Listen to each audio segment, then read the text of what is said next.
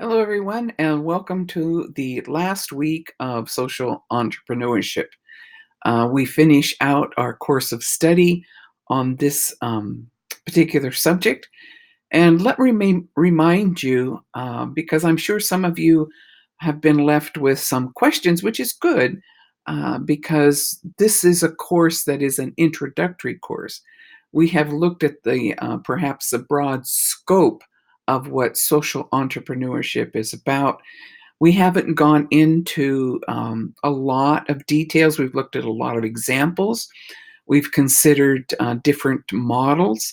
We've talked about trying to pinpoint or nail down what makes an enterprise a social enterprise.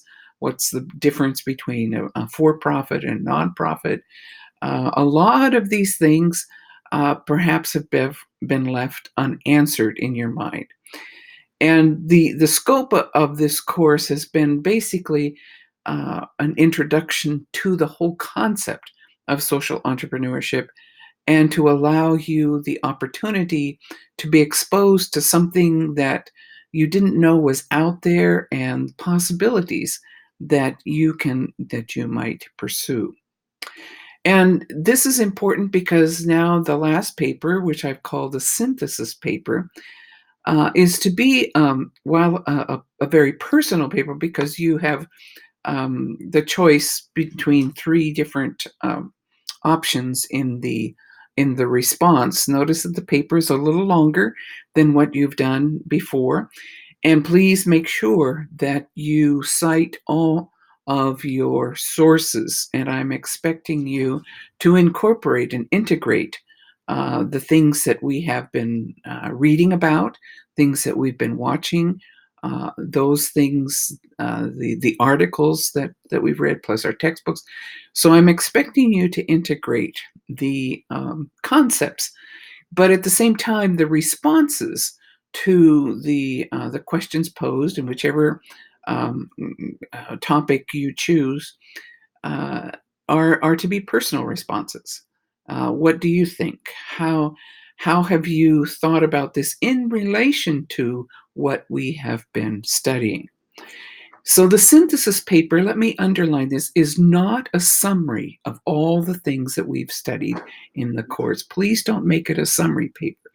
This is a personal paper where you where you are taking what we have learned, what we've discussed, what we have written about, what we've read about, what we've watched in the videos, and you're thinking you're going to interact with those questions and respond to the questions in a very personal nature.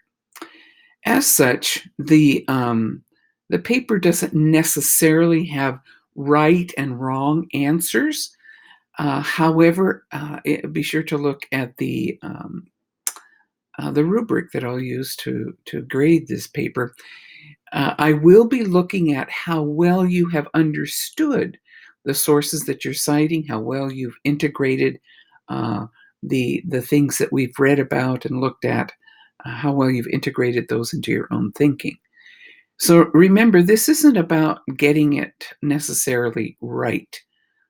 It's about, I want to see the progression of your thinking in this whole process.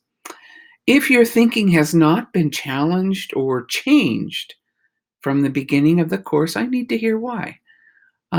If you came into the course already thinking, well, I already know what social entrepreneurship is and nothing has changed my mind, I want to hear why. How did you learn about social entrepreneurship?